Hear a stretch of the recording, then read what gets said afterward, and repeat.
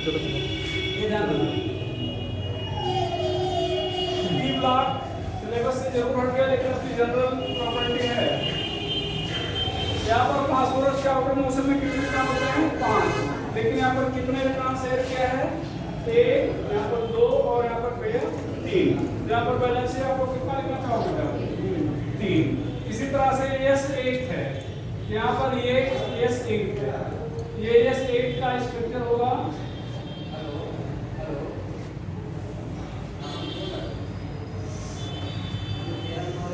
ये sulphur sulphur sulphur sulphur sulphur sulphur sulphur sulphur. इसको crown shape कहते हैं, क्राउन शेप और पकड़ स्ट्रक्चर। क्राउन शेप कहेंगे आप, पकड़ स्ट्रक्चर कहेंगे। सल्फर की बैलेंसिंग कितना बेटा? 2। यहाँ पर अगर देखो ये एक इलेक्ट्रॉन यहाँ पर शेयर हुआ है और एक इलेक्ट्रॉन यहाँ पर शेयर हुआ है, तो बैलेंसिंग कितना हो गई? 2।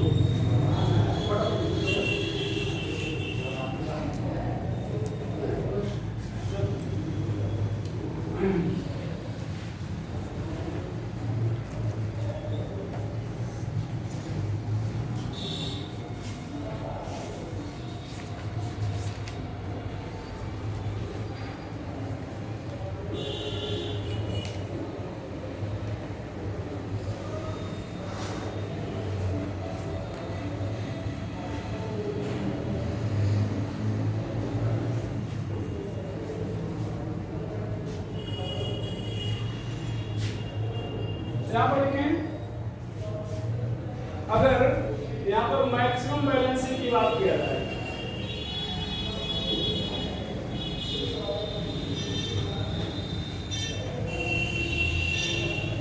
और इसका मतलब है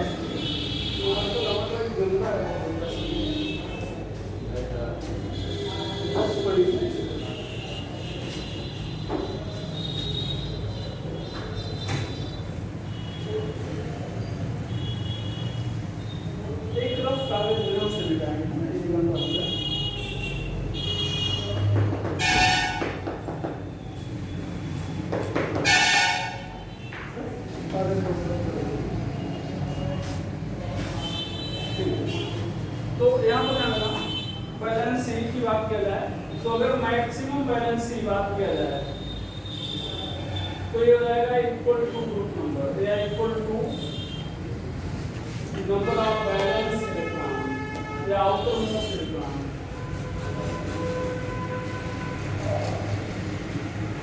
इसको n से रिप्रेजेंट करेंगे। यहाँ पर एक्सेप्शन हो जाएगा एक्सेप्ट नाइट्रोजन ऑक्सीजन फ्लोरीन। यहाँ पर 3, यहाँ पर 2, यहाँ पर क्या हो जाएगा 1। और यहाँ पर एक एक्सेप्शन होगा बेटा इन N2O5 बैलेंस कितना हो जाएगा 4 हो जाएगा। मिनिमम बैलेंस की बात किया जाए तो ये हो जाएगा 8 - n, but n should be equal to or greater than 4. If n is less than 4, then minimum and maximum balance is equal to n. इतना लिखो भी समझा रहा है, लिखो भी इसको समझा रहा है। दूसरा कोई कम नहीं है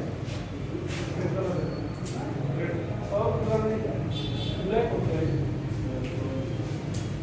यहाँ पर ध्यान रखना, इधर हम लोग यहाँ पर लिखा गया maximum valence equal to number of outermost electron, ठीक है, एक्सेप्ट नाइट्रोजन ऑक्सीजन फ्लोरीन। इस पे चर्चा कर रहे हैं।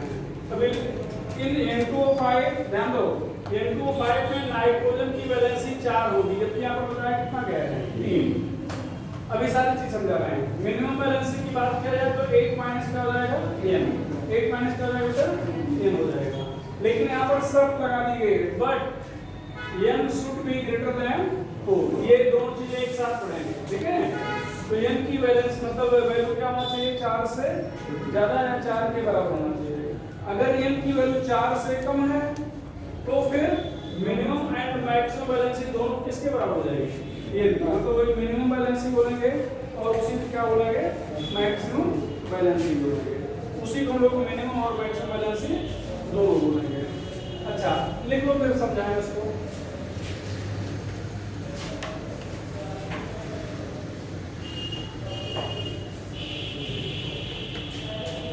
भैया अब हम लोग यहाँ पर देखेंगे बेटा, इधर देखिएगा, जैसे ये फास्फोरस है, फास्फोरस का एटॉमिक नंबर कितना होता है 15।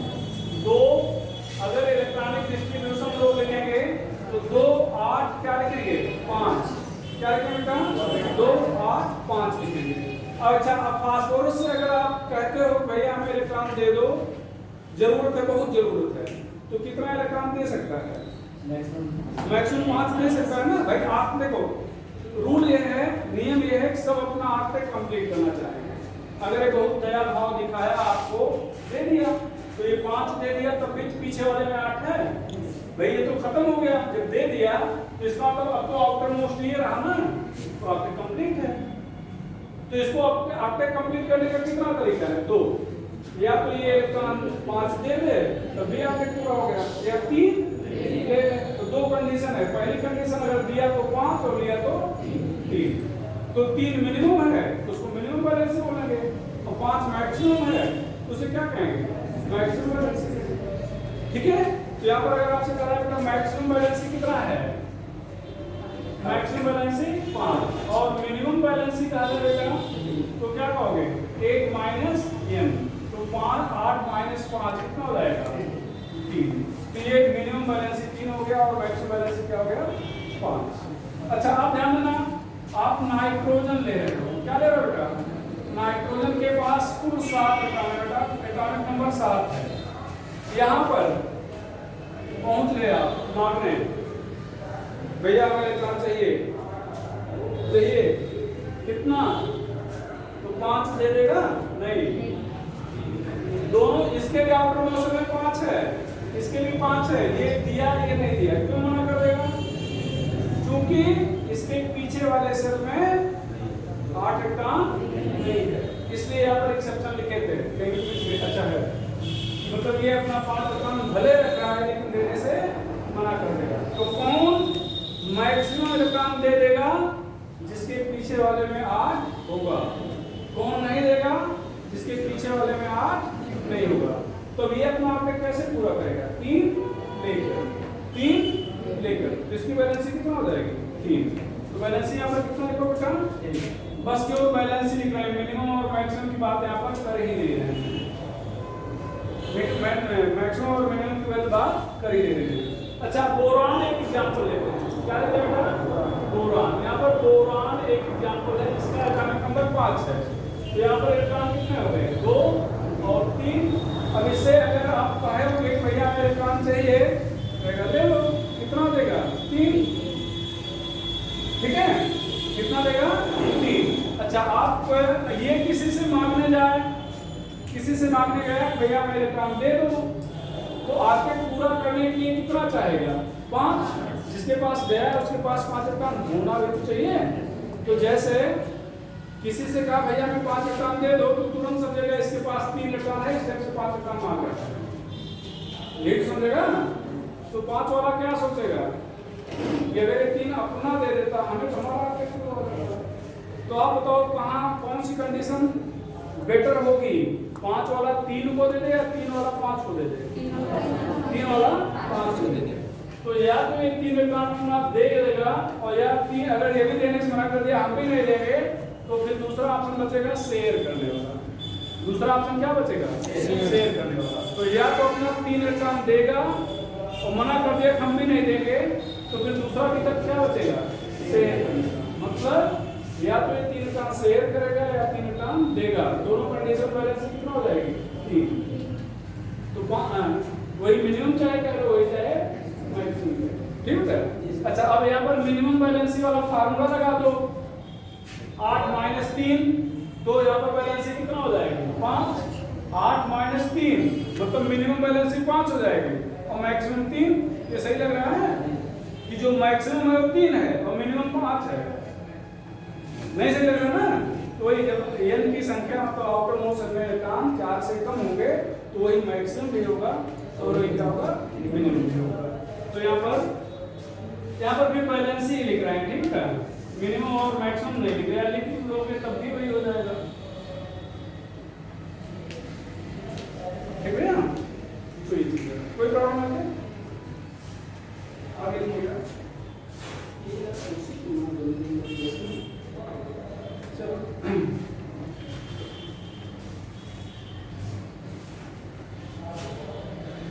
Characteristic,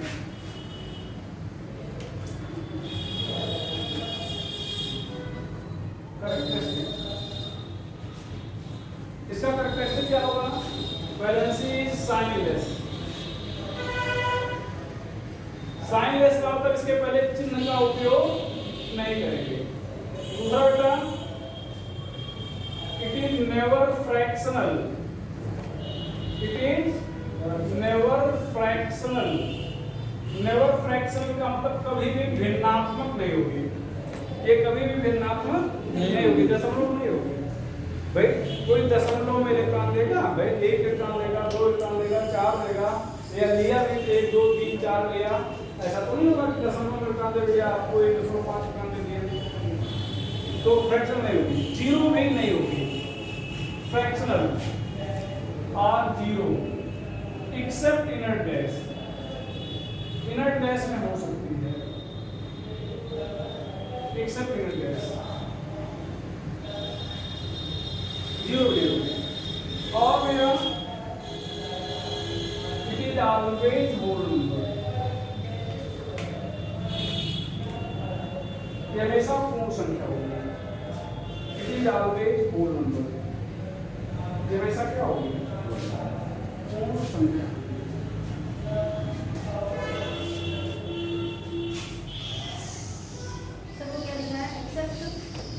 accept inert gas, upgrade, ठीक है, एक्सेप्ट इनर्ट गैस होता है, अपग्रेड गैस को छोड़ दो, ठीक है।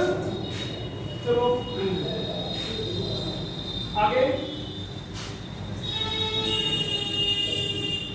अच्छा, अब ध्यान में बेटा, हम लोग अगर बात करें बैलेंसी की, तो ये तो जनरल चीजें होंगी, आप 11 को वगैरह पढ़े हैं, ठीक है। थोड़ा सा आगे बढ़ना है, जो अब हमें अपने काम की चीजें बैलेंसी की बात कर रहे हैं, तो यहाँ पर जैसे कोई एलिमेंट लिख दिया गया, बोरान लिख दिया गया, किसकी बैलेंसी क्या होगी, फास्फोरस लिख दिया गया, किसकी बैलेंसी क्या होगी, आपने समझ लिया क्या होगी। लेकिन अगर किसी कंपाउंड में बैलेंसी में देखना है तो कैसे देखेंगे, तो इसको देखने के पहले हम लोग कंपाउंड में सेंट्रल एटम पहचानना सीखेंगे। क्या सीखेंगे, सेंट्रल एटम पहचानना सीखेंगे। तो यहाँ पर हेडिंग डालेंगे central atom, atom which is minimum in number,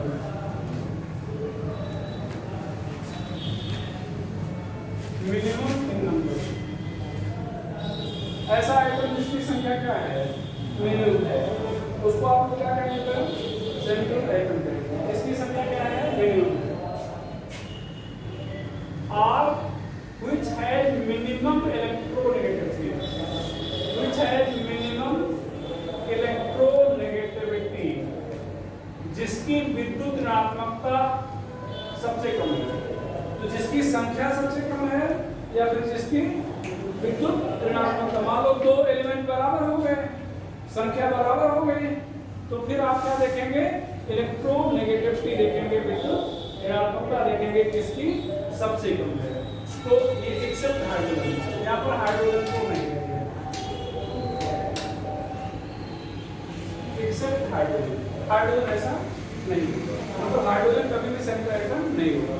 अब अगर आपसे कोई पूछे हाइड्रोजन सेंट्रल एटम क्यों नहीं हो सकता, हाइड्रोजन सेंट्रल एटम क्यों नहीं हो सकता, तो सेंट्रल एटम का मतलब जो बीच में है, सेंट्रल एटम का मतलब क्या है, जो बीच में है।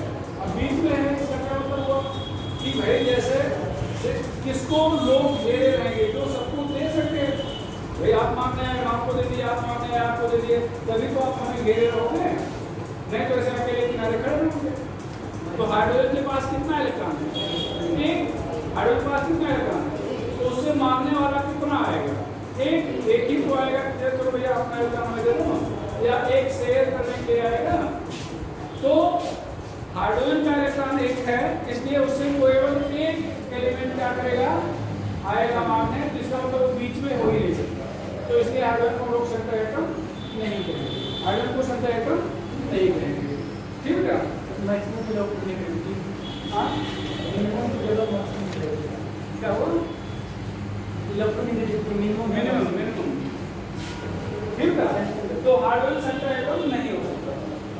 अब यहाँ पर आप पहचानो CH4 में सेंटर एटम कौन है, CH3 में, NH3 में, PCl5 में, ठीक है, SF4 में, यहाँ पर XeOF4 में। अब ध्यान देना बेटा, यहाँ पर एक क्या मतलब सेंटर एटम कौन है, कार्बन। यहाँ पर हाइड्रोजन हो नहीं सकता, जो संख्या में कम है, तो हाइड्रोजन हो नहीं सकता, संख्या किसकी कम है, कार्बन की। नाइट्रोजन यहाँ पर, फास्फोरस यहाँ पर भैया। अब ध्यान दो, अब इस पॉइंट पे आओ, अगर दो की संख्या बराबर हो गई, किसकी बराबर है, जीनान और ऑक्सीजन की, दो की बराबर हो गई, तब देखेंगे कौन कम नेगेटिव है, किसकी विद्युत ऋणात्मकता इलेक्ट्रिक कम है, तो किसकी कम है, इनर्ट गैस की, जिसका मतलब यहाँ पर कौन हो जाएगा, जीनान। कौन हो जाएगा, जीनान। ठीक है, तो इसकी मतलब ठीक है, निकाल दे इसको।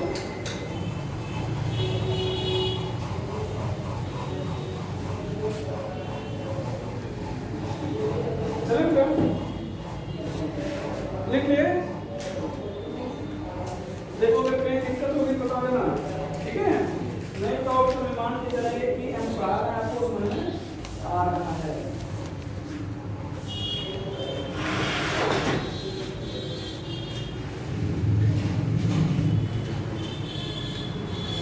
देखिए भैया, अब यहाँ पर हम लोग आगे लिखेंगे, ध्यान देना, valency of central atom, valency of central. अब इसीलिए सेंट्रल एटम बता दिए, सेंट्रल एटम पहचानोगे कैसे, तो वैलेंसी ऑफ सेंट्रल एटम, सी मतलब सेंट्रल एटम, केंद्रीय परमाणु, हिंदी में केंद्रीय परमाणु है। तो यहाँ पर दो तीन फार्मूला होगा। पहला, if central atom is attached with only monovalent atom, ये monovalent atom HFCl इनको मोनोवैलेंट कहेंगे। मोनो का मतलब होता है एक, और वैलेंट का मतलब वैलेंसी, मतलब जिसकी वैलेंसी एक हो। वैलेंसी एक होने का मतलब क्या, वैलेंसी एक होने का मतलब एक इलेक्ट्रॉन शेयर करेगा, एक लेगा, एक देगा, यही तो होगा।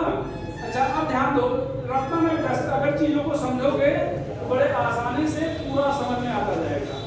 जैसे मान लो हमें इलेक्ट्रॉन देना है, कोई मार्कर बांटना है, यही मार्कर बांटना है, और ये है कि जो लेने आ रहा है मार्कर, वो एक मार्कर लेकर हमसे जा रहा है, कितना लेके आ रहा है। अब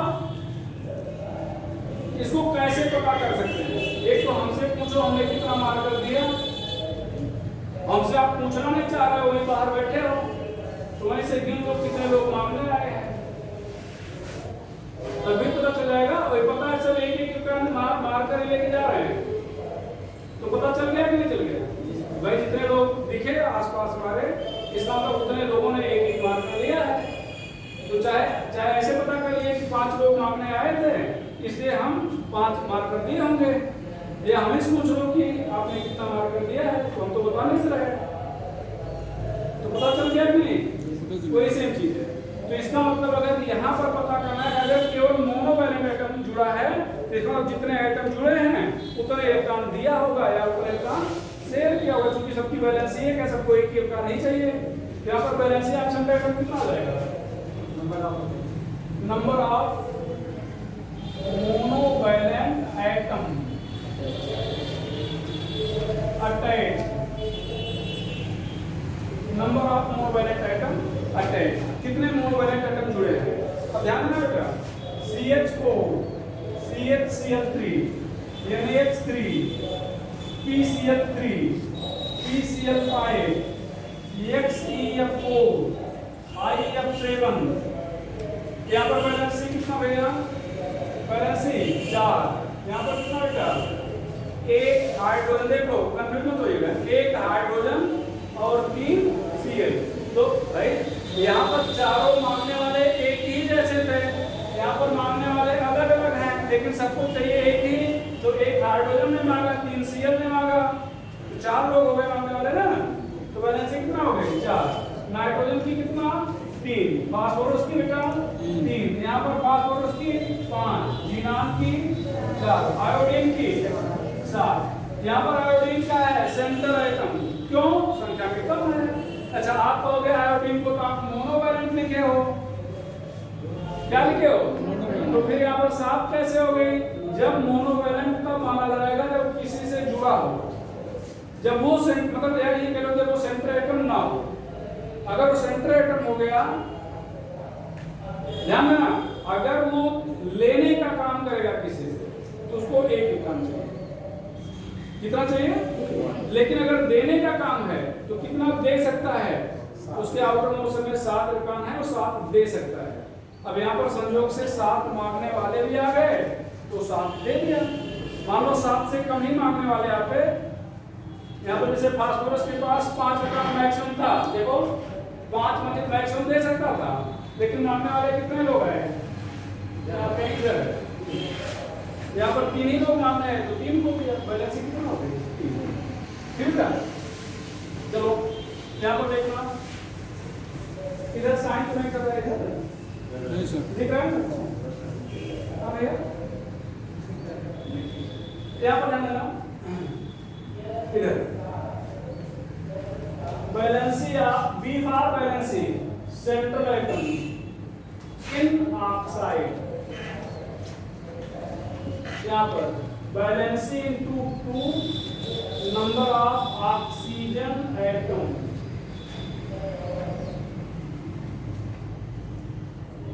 number of atom to which oxygen is attached, number of atom to which oxygen is attached। ध्यान रखना, यहाँ पर वैलेंसी इक्वल टू, यहाँ पर 2 into number of oxygen atom, मतलब ऑक्सीजन परमाणुओं की संख्या बटे number of atom to which oxygen is attached, उन परमाणुओं की संख्या जिनसे ऑक्सीजन जुड़ा हुआ।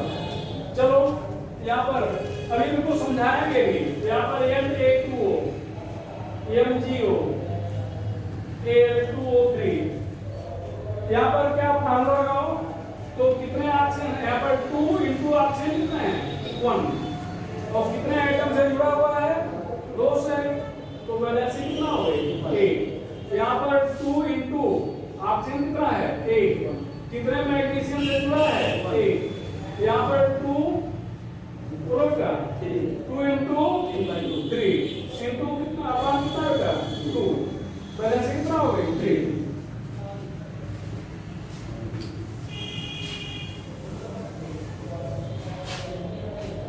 यहाँ पर SiO2, P2O5, SO3, Cl2O7। ध्यान रखना, यहाँ पर formula 2 into 2 upon 1 4, 2 into 5 upon 2 5, 2 into 3 upon 1 6, 2 into 7 upon 2 कितना बेटा? 7। पहले इतना लिखो, फिर अभी ये समझाएंगे। मान लो फार्मूला भूल गए तब कैसे बताओगे? ठीक है, तो सारी चीज रटना नहीं है, जैसा मैं पहले बता रहा हूँ, दिमाग लगाओगे सब कुछ समझ में आएगा।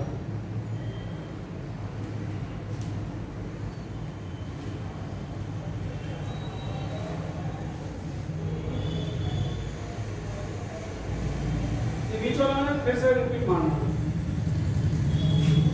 लिख चुके होंगे आप, इसको फिर से रिपीट नहीं मारना।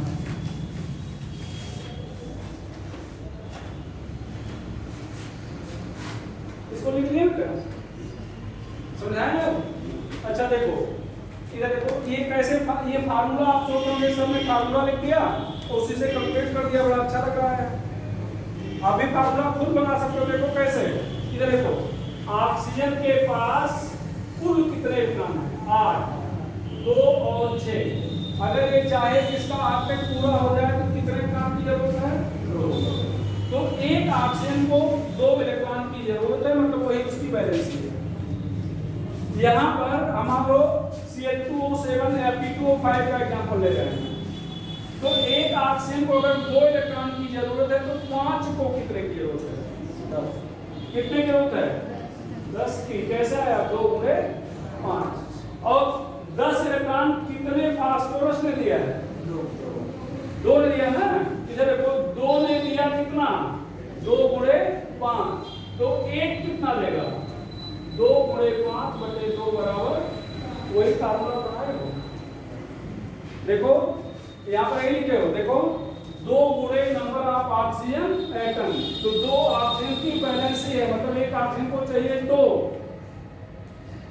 एक ऑक्सीजन को चाहिए कितना? 2 चाहिए।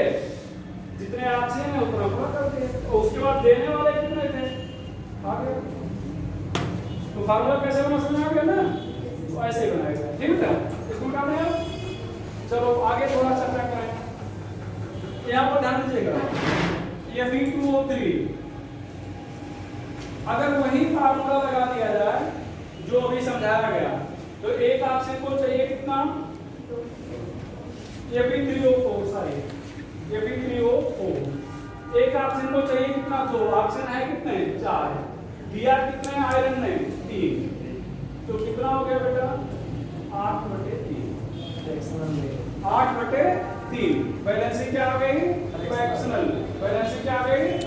फ्रैक्शनल। बैलेंसिंग फ्रैक्शनल नहीं होती। तो अगर ऐसे फार्मूला आपने अप्लाई कर दिया और फ्रैक्शनल आ गया, इसका मतलब आप मान लेंगे कि ये ऑक्साइड नहीं है। ये ऑक्साइड नहीं है, भले यहाँ पर ऑक्सीजन दिख रहा है, ठीक है। अच्छा, तब क्या होगा? ये मिक्स ऑक्साइड है। क्या बेटा? Mix oxide. तो मिक्स ऑक्साइड कैसे है? FeO, यहाँ पर क्या है? Fe2O3। इन दोनों का मिक्सचर है। अब यहाँ पर अगर बैलेंसी निकालोगे, अब हमें उम्मीद है कि आप निकालोगे, यहाँ पर बैलेंसी 2 आ जाएगी, और यहाँ पर बैलेंसी निकालोगे बेटा तो यहाँ पर आ जाएगी कितना? 3 आ जाएगी।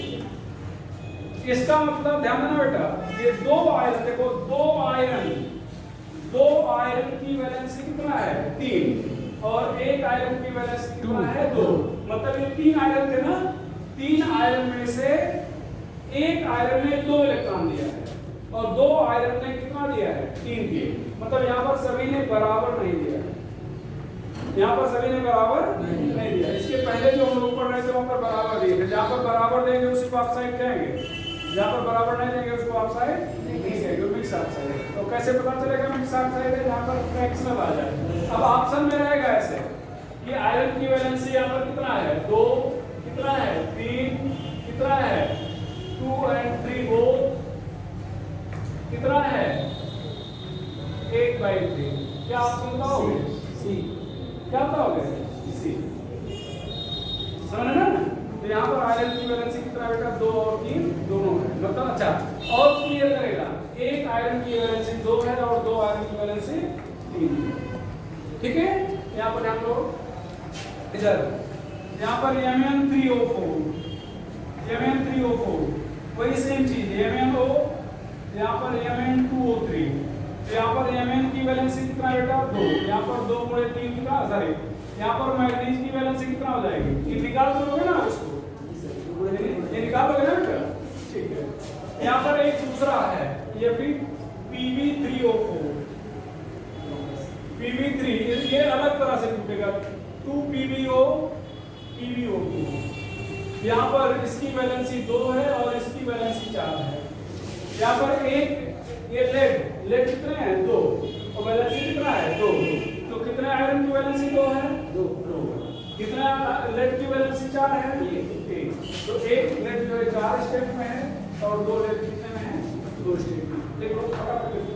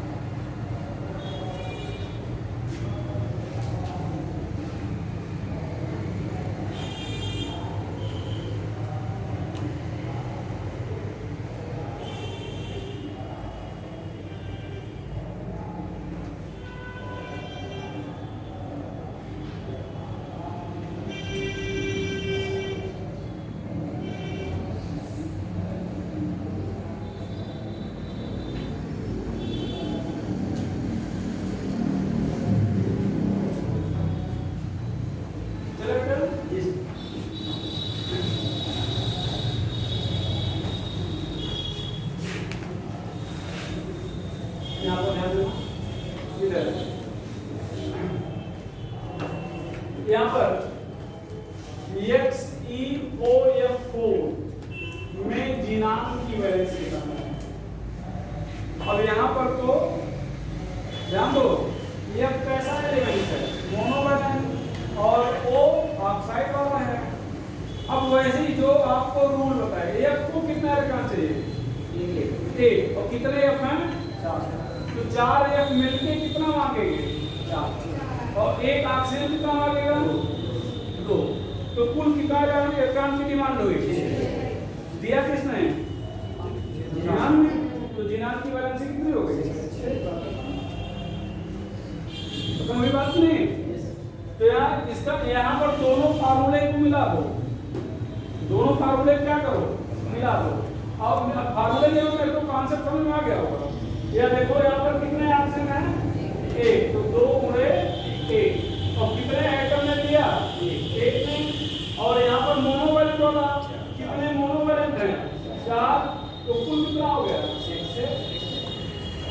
कितना हो गया, 6। यहाँ पर XeO2F2 में जीनान की वैलेंसी फार्मूला लगाओगे वैसे लगाओगे,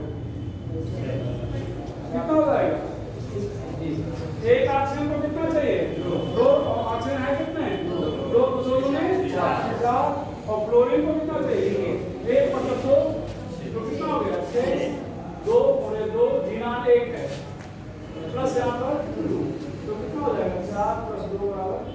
अब तो लेता बैलेंस निकाल लोगे ना, जी इसको निकालने का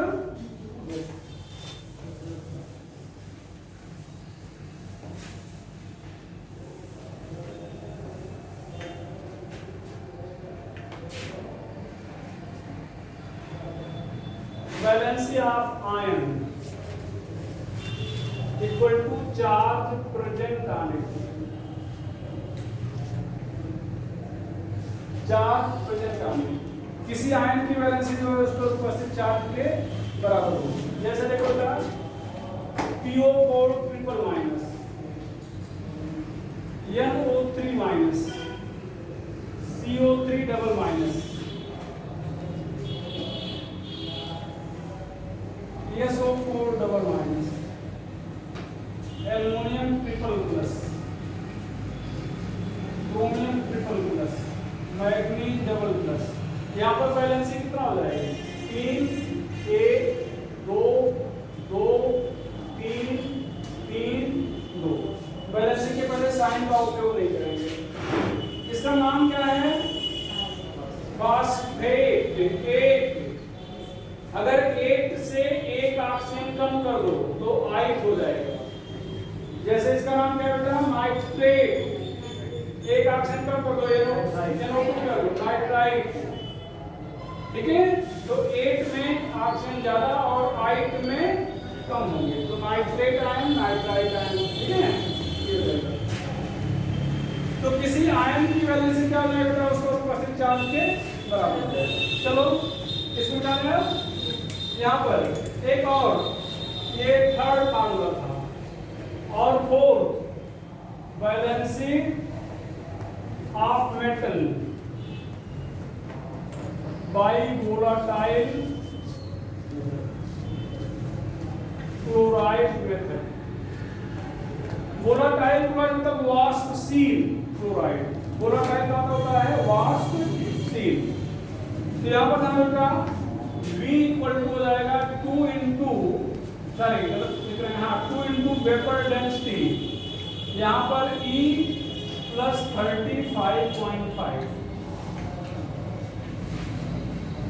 VD क्या है, वेपर डेंसिटी, और यहाँ पर E क्या बेटा, इक्विवेलेंट मास है।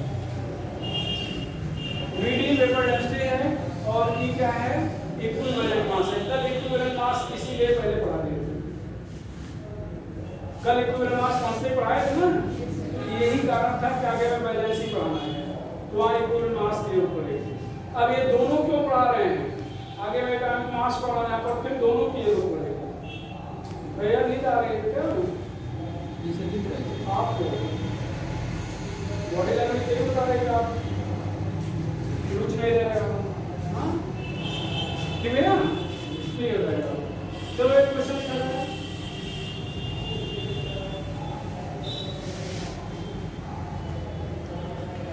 vapor density of a volatile chloride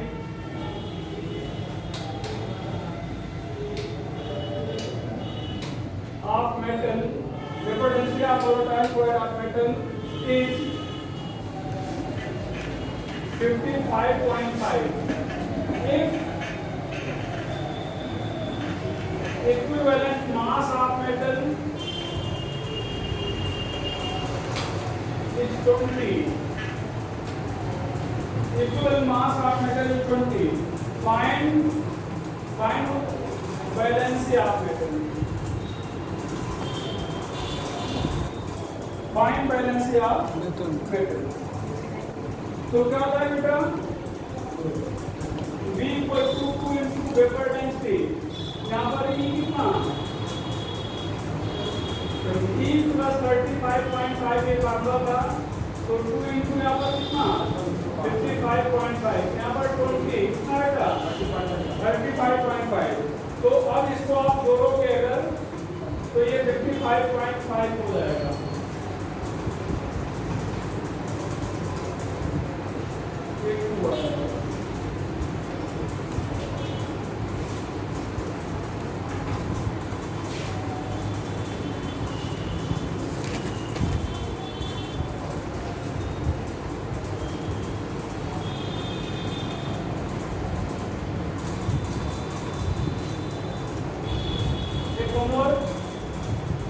If vapor density of metal, sorry, volatile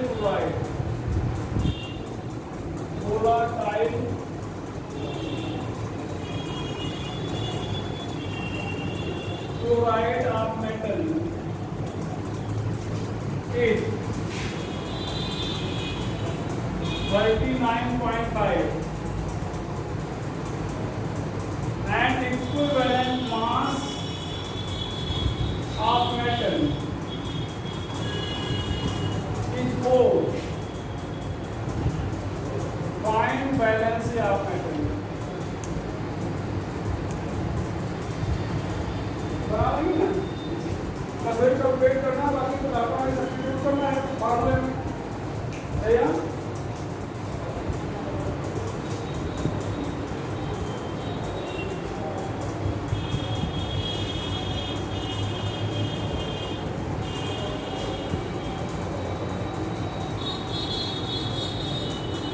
formation of compound या compound formation। अब ये है हाँ ये फोर है, ये फोर है। अगले है compound formation। compound formation कुछ लिखाना नहीं है, इसको समझाना है। It is done by cross multiplication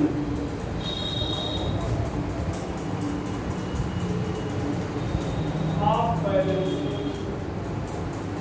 It is done by cross multiplication of valency. ठीक है, cross multiplication of valency। तो यहाँ पर x है by है, यहाँ पर वैलेंसी को क्रॉस मल्टीप्लाई करेंगे, a y क्या हो जाएगा bx, a2 है b3 है, क्या करो बेटा a3 b2, a2 है b4 है, a2 है b क्या है 4 है, ये ध्यान दो 2 इधर और 4 इधर, तो क्या हो जाएगा a4 b2। अच्छा ये ध्यान रखना, ये दोनों संख्याएं सेम डिजिट से कैंसिल हो जाएंगी 2 से, तो अगर ऐसा होता है तो सिंपलीफाई कर देंगे, तो यहाँ पर क्या लिखेंगे a2 क्या लिखेंगे a2।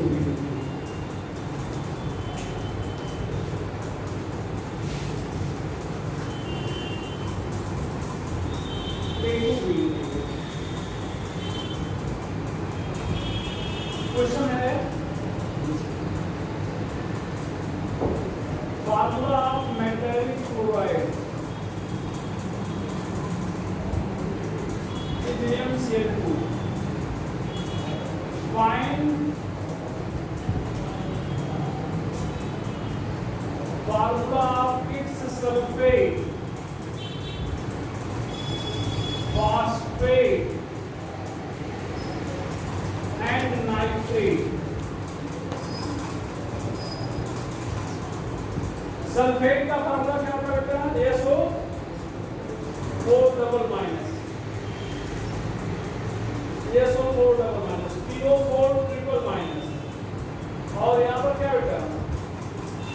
NO3 minus NO3 minus. अब ध्यान दो, अभी अभी बताया गया balance of metal in MCl2 में मेटल की वैलेंसी कितनी है? कितने Cl जुड़े हुए हैं? दो ना, तो दो है। चाहे ऐसे करो कितने Cl जुड़े हुए हैं, या जब ये कंपाउंड बना था तो क्रॉस मल्टीप्लाई किया गया होगा। देखो X यहाँ पे था तो यहाँ पे आ गया और Y यहाँ पे था तो यहाँ पे आ गया। तो मतलब अगर दो यहाँ पे है तो ये कहाँ पे रहा होगा? M की वैलेंसी रहेगी आएगी sulphate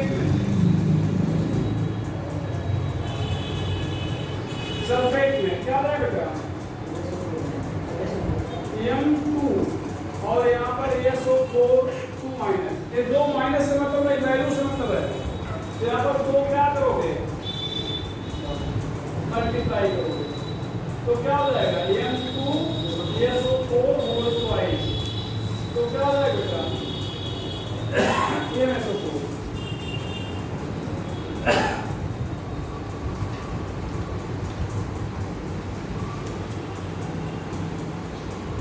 phosphate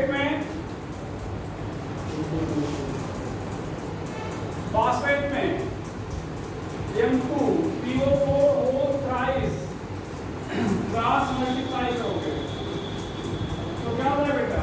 M3 PO4 whole thrice. Nitrate में NO3 माइनस, बैलेंसिंग कितना है? 1। यहाँ पर 2, यहाँ पर NO3 माइनस। तो यहाँ पर क्या लिखो बेटा? एक 1 माइनस को लिखा, ये वाला वैल्यू का दे रहे हैं तो क्या हो जाएगा? NO3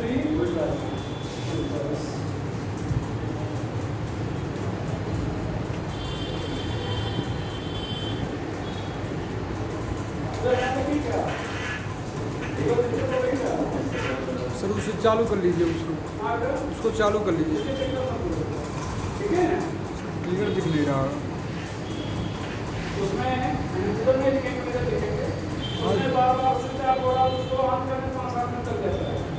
नहीं सर, 1 से 1.5 मिनट, 1 से 1.5 मिनट सर।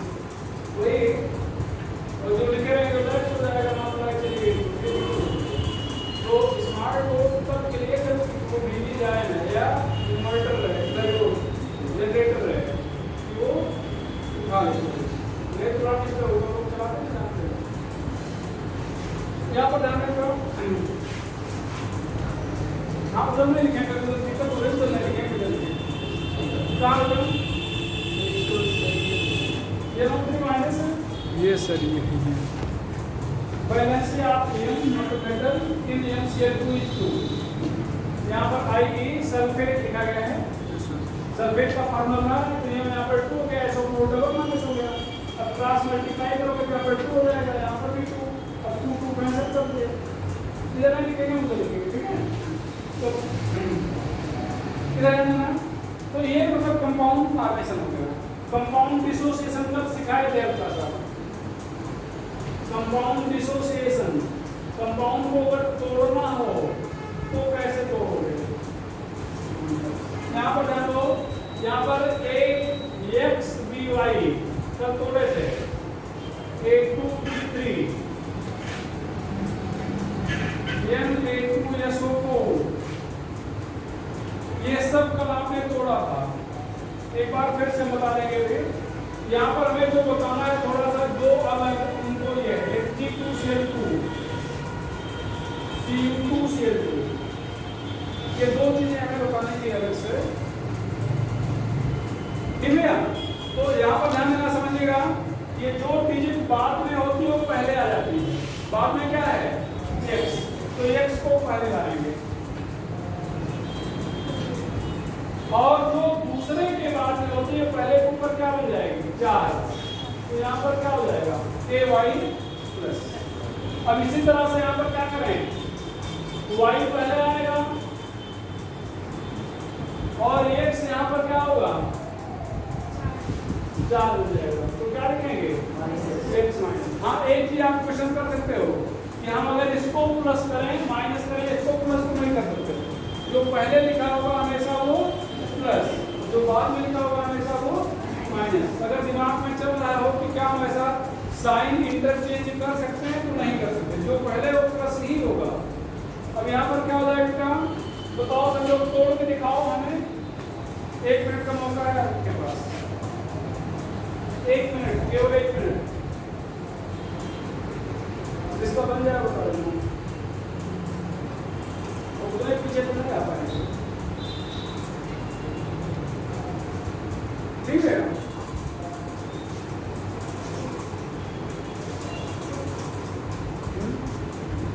और बाकी सब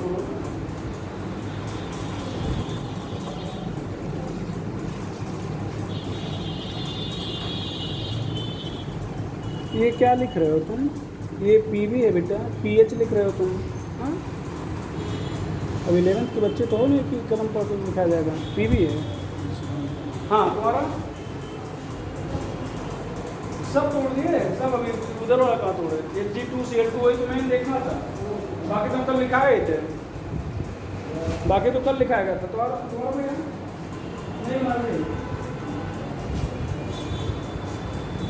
यहाँ पर क्या होगा, हाँ यहाँ पर ध्यान दो, ध्यान दो ना, एक के बाद में क्या है 2, ये 2 पहले आएगा 2a, यहाँ पर ध्यान आपका ये b, यहाँ पर 3 ट्रिपल प्लस, यहाँ पर 3 पहले आ जाएगा ये b, और यहाँ पर 2 क्या हो जाएगा माइनस हो जाएगा, 2 क्या हो जाएगा माइनस। यहाँ पर ध्यान देना Na2SO4 है, Na2SO4 है, यहाँ पर क्या लिखेंगे 2Na, Na के बाद में क्या है 2, 2Na, और यहाँ पर ये SO4 पूरा एक ग्रुप है, कभी अलग नहीं होगा, कभी होता है ऐसे, SO4 हमेशा साथ में रहेगा। अब इसके बाद में क्या है 1, इसका मतलब यहाँ पर 1 प्लस, SO4 के बाद में 1 लिखा नहीं गया माना जाएगा, तो यहाँ पर भी 1 रहेगा, लिखा नहीं जाएगा। अब यहाँ पर सोडियम के बाद में क्या है 2, यहाँ पर क्या हो जाएगा 2 माइनस, यहाँ पर रहेगा एल्युमिनियम के बाद में 2, ये 2 पहले आ गया 2 एल्युमिनियम, यहाँ पर 3 ट्रिपल प्लस, यहाँ पर 3 पहले आ जाएगा ये SO4, और 2 यहाँ पर क्या हो जाएगा 4 हो जाएगा। यहाँ पर देखो ये थोड़ा सा एक्सेप्शनल केस है बेटा, ये अपवाद है। देखो आपको बताया गया था कि देखो यहाँ पर भी 2 है, यहाँ पर भी क्या है 2, नहीं रहना चाहिए, हटा दिया जाना चाहिए, लेकिन नहीं हटाया गया, इसका मतलब कुछ तो अलग होगा। तो अलग ये होगा कि Hg2 और 1 माना जाएगा, क्या माना जाएगा 1, Hg2, ये 2 पहले नहीं आएगा।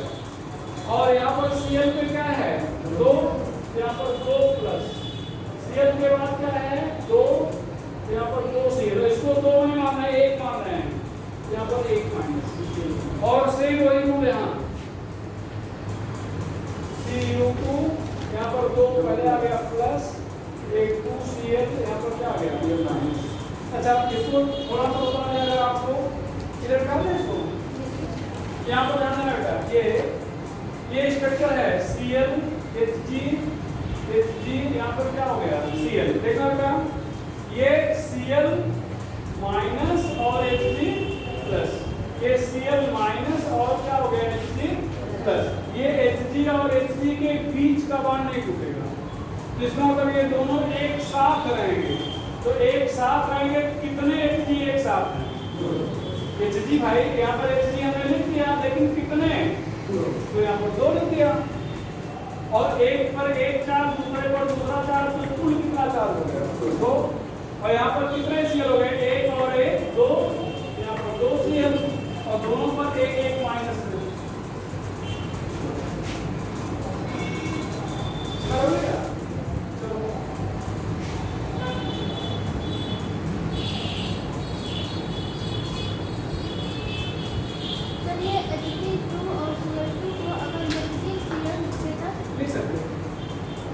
आप जो कह रहे हो ऐसा, अगर ऐसा लिखा है तो लिख सकते हो, लेकिन लिखना नहीं चाहिए। ठीक है, लिखना नहीं चाहिए, नहीं तो बैलेंस ही नहीं, Hg की बैलेंस पूरी नहीं होगी। Hg की बैलेंस कितनी होती है? 2। और यहाँ पर अगर Hg एक Cl से जुड़ा है तो इसका मतलब Cl को एक इलेक्ट्रॉन लिया गया है। देखो तो यहाँ पर Hg की बैलेंस क्या हो गई? 1। और Hg की बैलेंस 1 कभी होती नहीं है। ठीक है, तो भाई रूल आप लिख सकते हो, लेकिन लिखना नहीं चाहिए। ठीक है, हाँ CuCl2 को अगर आप कहे होते तो CuCl2 को लिख सकते हो, क्योंकि Cu की बैलेंस कहीं एक भी होती है। Cu की बैलेंस कभी कभी एक भी होती है। चले आगे, चले तो चलो हम लोग बैलेंसिंग पढ़ रहे थे, बैलेंसिंग भी पढ़ लिया गया।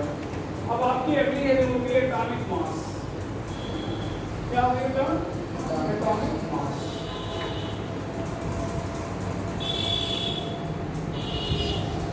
एटॉमिक मास, यहाँ पर ध्यान दो। एटॉमिक मास में हम लोग क्या करते हैं? कार्बन का एक एटम लेते हैं, कार्बन का एक एटम लेते हैं जिसका एटॉमिक मास कितना है? 12 है। जैसे मान लो हमारे, पहले समझिएगा, हमारे हाथ में ये एक कार्बन एटम है, ठीक है, इसके 12 टुकड़े कर दिए जाए। तो जो एक टुकड़ा होगा, मान लो इसका एक टुकड़ा है, तो क्या बोलोगे? इसका कौन सा भाग है? क्या कहोगे?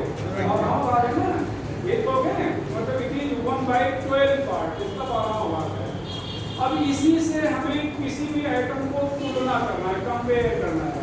अब जैसे यहाँ पर एक तराजू ले लिया जाए, ये एक तराजू है आपके पास, आप लोग सब्जी वब्जी बेचने वाले दुकान पर देखते ही होंगे, एक तराजू है, अगर बहुत अच्छी तराजू नहीं बनी है, ठीक है। अब एक पर यहाँ पर कोई भी आइटम रख दिए, मान लो यहाँ पर सोडियम आइटम रख दिए, और यहाँ पर कार्बन का जो एक आइटम है उसका 12वां भाग रख रहे हो। अब ये देखा जाएगा कि यहाँ पर ये दोनों बराबर रखना पड़ रहा, तो यहाँ पर इसके कितने टुकड़े रखें कि दोनों बराबर हो जाएगा। अच्छा, आप इसको छोड़ दो थोड़ी देर, अपने जनरल एग्जाम्पल का जो हम लोग जनरली देखते हैं। जैसे कभी हम लोग गेहूँ पिसाने ले जाते हैं, तो आप लोग आजकल तो इलेक्ट्रॉनिक आ गए हैं काफी, लेकिन अभी भी गाँव देहात में अगर देखें तो ऐसे 2 पड़े होंगे, और एक पर हम लोग गोली रखते हैं, एक पर वो उठा के देख रखता है, यही तो। फिर एक समय दोनों बराबर जुड़ने लगते हैं, तो कहता हाँ हो गया। हम लोग भी नोट कर लेते हैं, कहाँ देखें कितना वेट रखा है, तो बता देते हैं कितना वेट रखा है, कितना 1 किलो है, वेट करते हैं ना। अब मान लो आप ले गए और वो रखा, इधर गोली रख दिया है इधर, उसके बाद जो वेट है वो 1 किलो के हैं, और मान लो 1 किलो की उसने 10 वेट रखा है, तो कितना किलो हो गया? जो आप बोरी ले गए थे वो भारी है, या जो वेट रख रहे थे वो भारी है? बोरी भारी है। कितना गुना ज्यादा भारी है?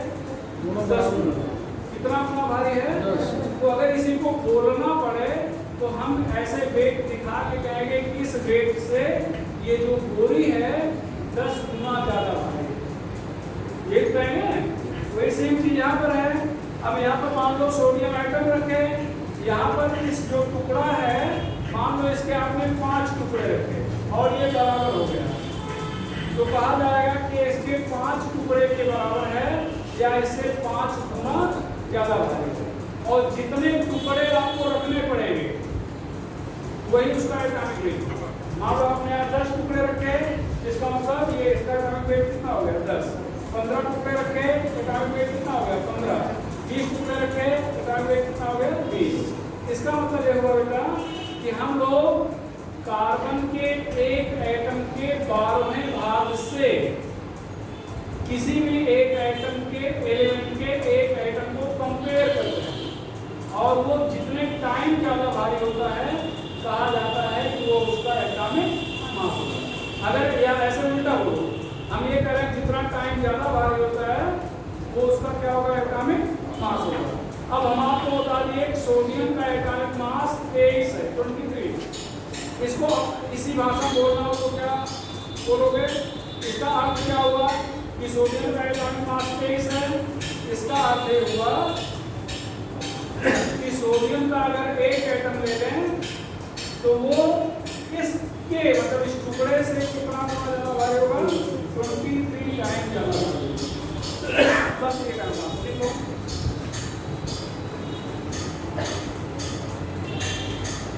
Number of time atomic mass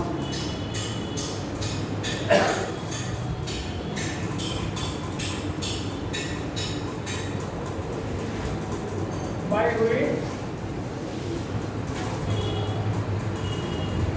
one atom of element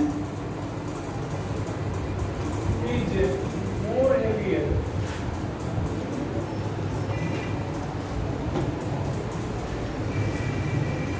than 1/12 part of one atom of C12।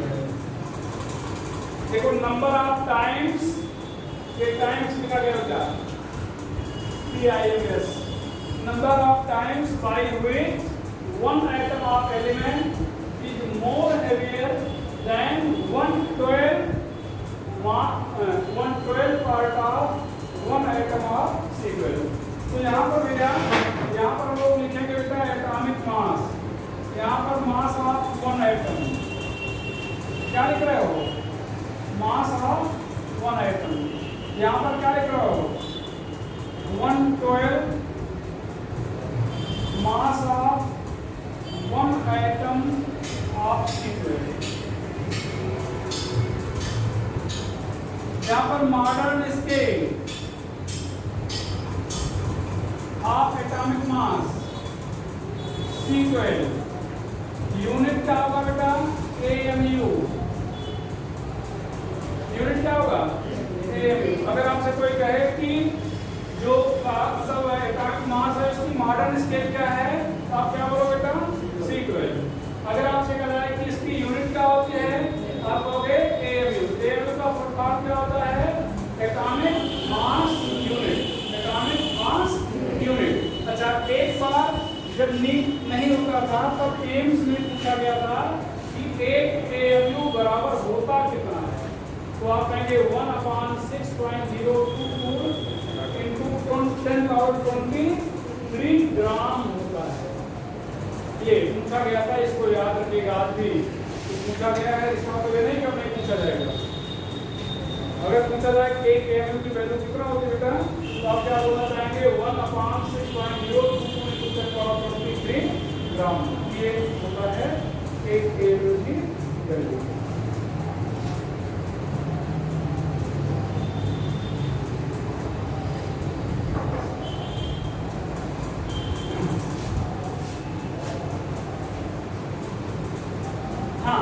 थोड़ा सा यहाँ पे अपनी बात को और आगे बढ़ना है। ध्यान रखना, जैसे हमने कहा कि आप कंपेयर करोगे, आपको ये पढ़ा दिया गया, क्लास में टीचर आता है और आपको क्लोरीन आइटम देता है।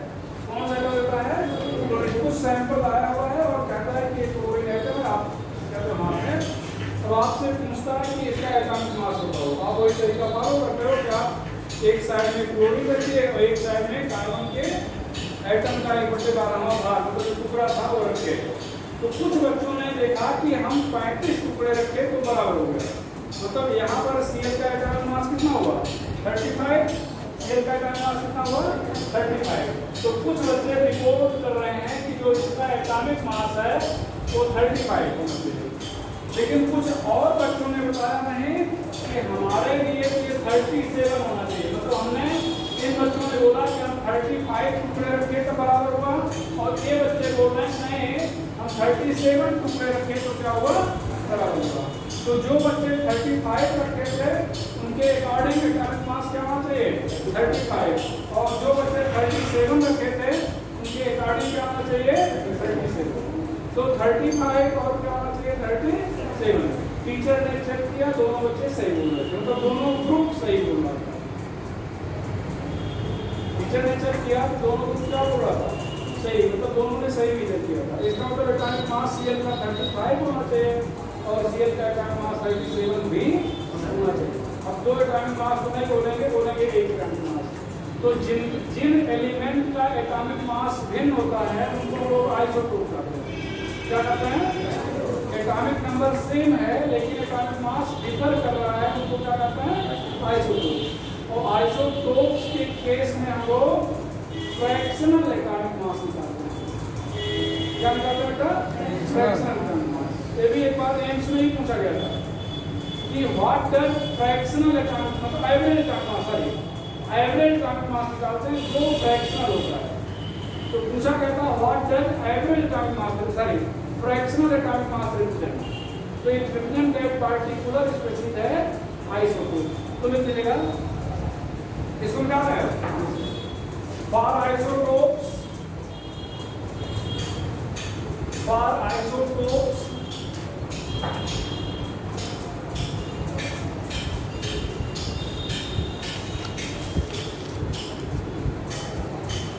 average atomic mass is calculated. For isotopes average atomic mass is calculated. For isotopes, average atomic mass is calculated, which is fractional.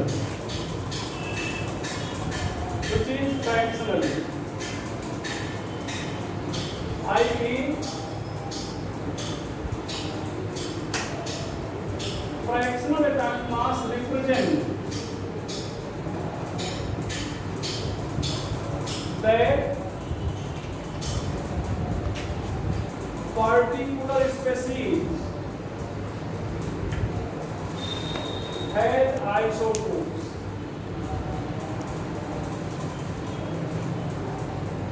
ध्यान रखना, हम आपको क्या बता रहे थे, आइसोटोप्स के लिए लोग एवरेज एटॉमिक मास निकालते हैं और एवरेज एटॉमिक मास ये रिप्रेजेंट करता है कि पार्टिकुलर स्पीशीज के पास क्या है, आइसोटोप्स है। पार्टिकुलर स्पीशीज के पास क्या है, आइसोटोप्स है। तो यहाँ पर लोग निकालेंगे एवरेज एटॉमिक मास, यहाँ पर x into m1 100 minus x into m2, यहाँ पर 100, यहाँ पर क्या होगा x percentage of first isotope, यहाँ पर 100 minus x percentage of second isotope,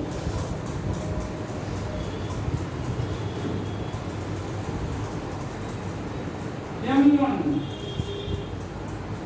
atomic mass of first isotope.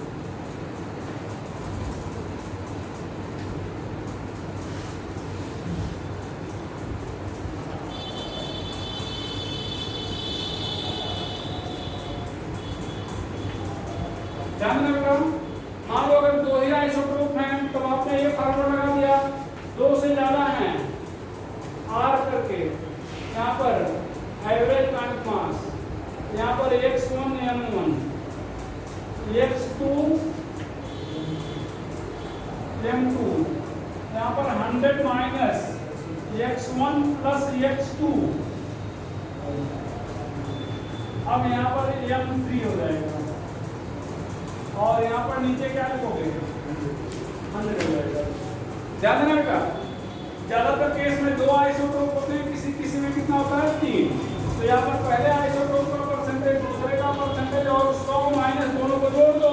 मान लो हम कह रहे हैं कि एक आइसोटोप A है, दूसरा B है, तीसरा C है। A 50% है, B 30% है, तो C कितना होगा, 20% 50 प्लस 30 और दोनों को घटा देंगे 100 से, तो एक ये है 50 प्लस 30 माइनस क्या हो जाएगा 100, तो 100 से माइनस कर देंगे, आ जाएगा। चलो आ जाएगा। अच्छा, अगर रेशियो दिया है, if ratio is given, if ratio is given, यहाँ पर ध्यान रखना, अगर रेशियो दिया गया है तो यहाँ पर एवरेज एटॉमिक मास, यहाँ पर R1 M1 R2 M2 R1 plus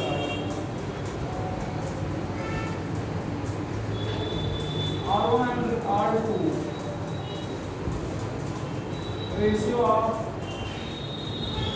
first and second isotopes respectively.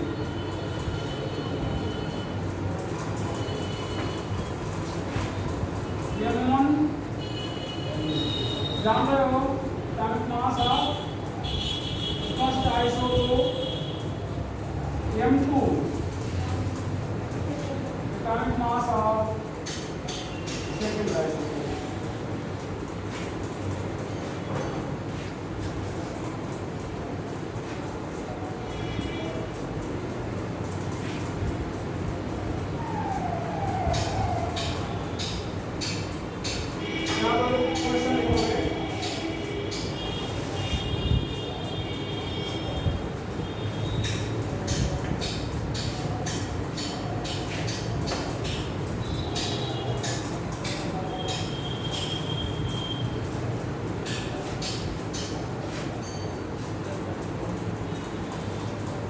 Sir question बोलिए। हाँ, क्वेश्चन बोलो, तीन बोलिए। जहाँ नहीं समझ पाए पूछ लीजिएगा, और लिख तो रहा है।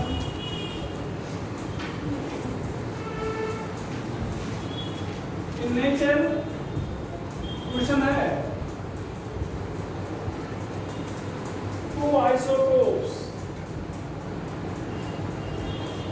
of chlorine Cl35 and Cl37 are found in ratio of 3:1. Find atomic mass of chlorine.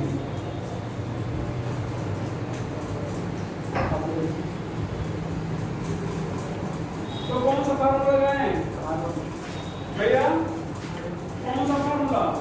R1 M1 वाला।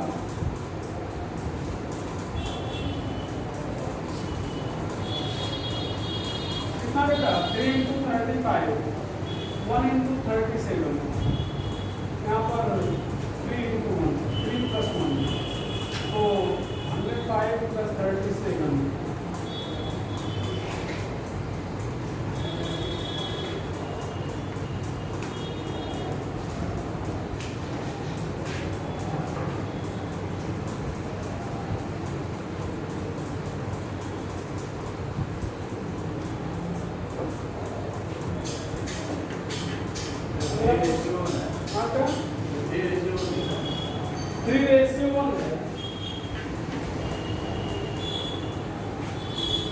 अगला question, in nature two isotopes of carbon C12 and C13 are found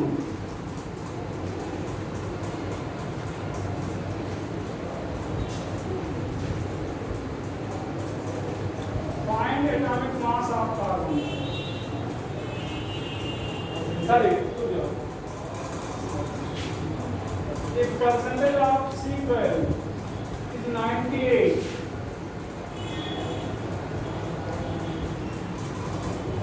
find atomic mass of carbon. Percentage of C12 is 98, find atomic mass of carbon. इसको क्या है? आपकी बाद कौन सा formula लगाओगे? पहला वाला क्या बेटा? x m1 100 minus x m2 कितना लिखोगे? 100। तो यहाँ पर x कितना है? 12 into 98 plus 100 minus 98 into 13 by कितना?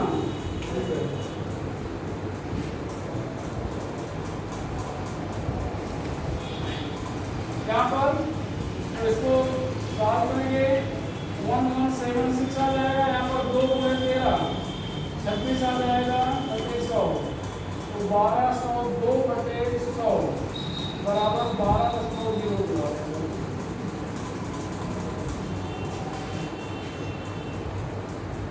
दो क्वेश्चन होमवर्क के रूप में। नेचर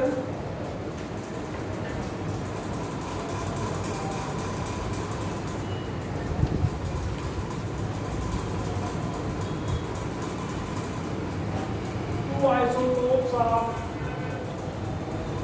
boron B10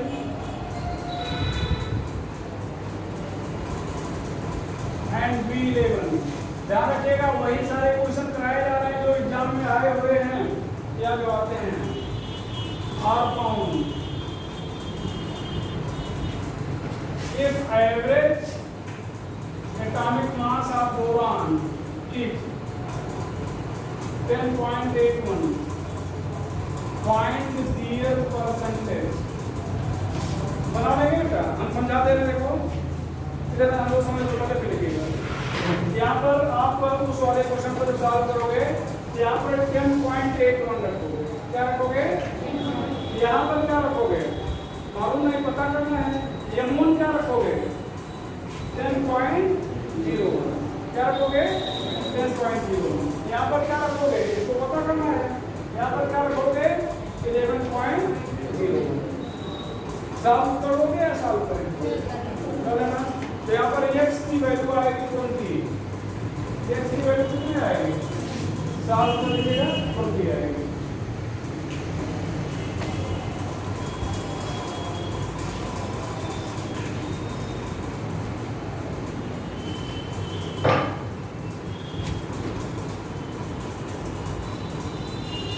ये भी होमवर्क है। Find average atomic mass of iron if Fe54 is 8%, 55 2% and Fe56 बताइए। देखिए 56 बताइए तो कितना होगा? 90। कितना होगा भाई? 2 का परसेंट बता दिया गया ना। तो एक है 8%, दूसरा कितना है? तो 8 और 2 10। तो ये तीसरा कितना होगा? 100 माइनस 10 90 लगा दें। कैलकुलेट कर लीजिएगा। कौन फार्मूला लगाओगे? x1 m1 x2 m2 यहाँ पर 100 माइनस x1 प्लस x2 यहाँ पर क्या हो जाएगा? m3 upon 100। यहाँ पर कितना लिखोगे?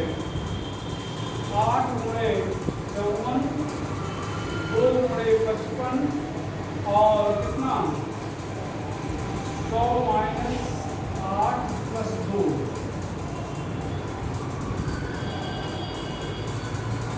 यहाँ पर गुणे 56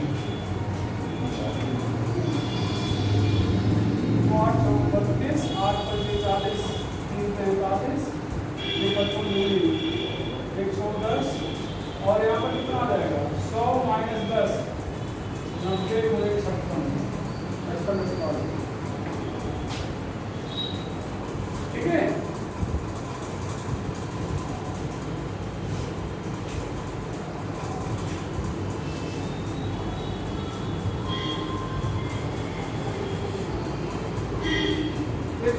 अगला नया फार्मूला है,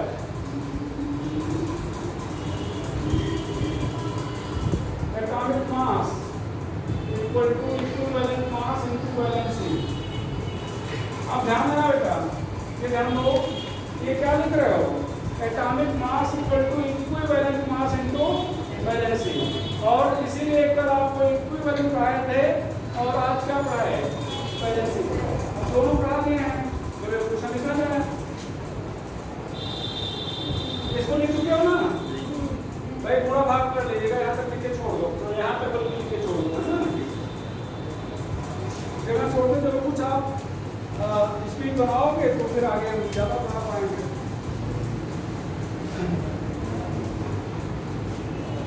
ठीक है, तो ये एक अलग फार्मूला है, atomic mass equal to equivalent mass into valency. यहाँ पर बात करोगे तो बताना नहीं, क्वेश्चन कराना है, क्वेश्चन लिखो। A metallic oxide has 40% oxygen.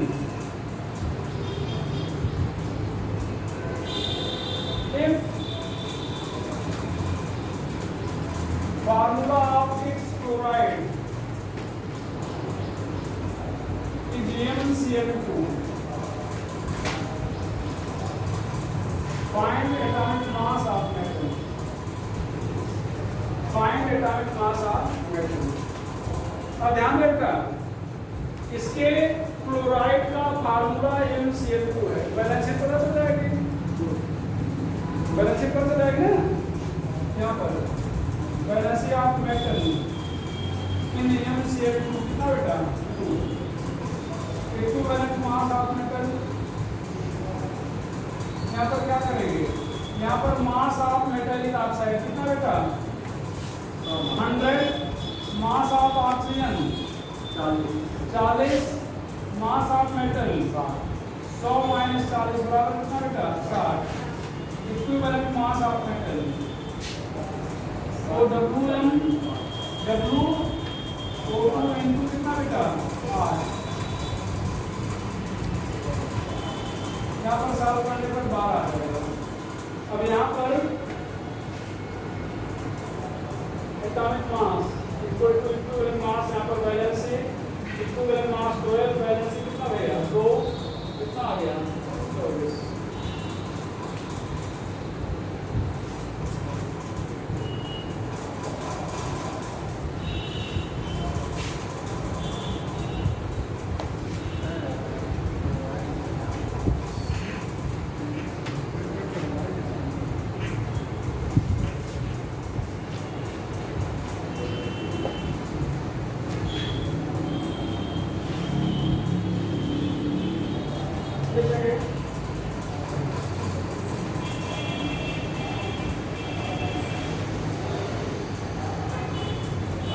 Vapor density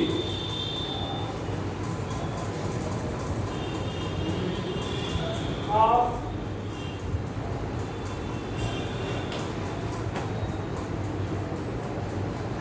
metallic chloride is 47.5 and equivalent mass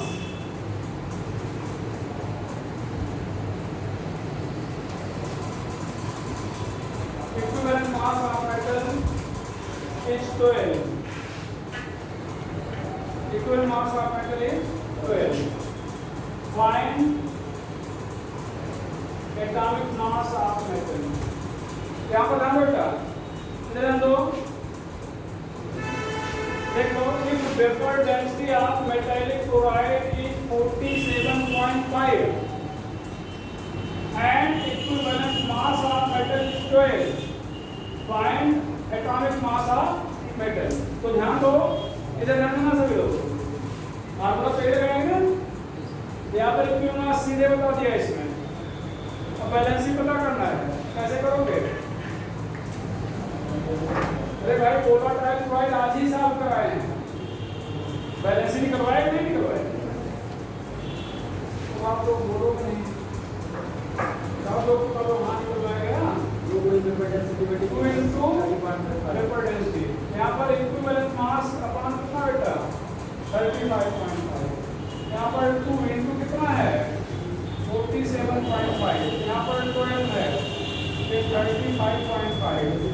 इसको जोड़ोगे तो कितना आ जाएगा, ये कैंसिल हो जाएगा, कितना आ गया, यहाँ पर atomic mass equal to equivalent mass into valency कितना आ गया, कितना आ गया। चलो आज यहीं तक, आगे कुछ एटॉमिक मास के एक आध फार्मूले और पढ़ेंगे। एटॉमिक मास खत्म हो जाएगा, मॉलिक्यूलर मास बहुत छोटा सा है, बढ़ा के फिर हम लोग आ जाएंगे मोल पे, इसमें आ जाएंगे मोल कॉन्सेप्ट पे, ठीक है। तो कल हम लोग शुरू करेंगे मोल, थोड़ा सा मतलब जो बच रहा है और आधे घंटे का बच रहा है, उसके बाद फिर मोल कॉन्सेप्ट टाइम में पढ़ेंगे। तो कल ये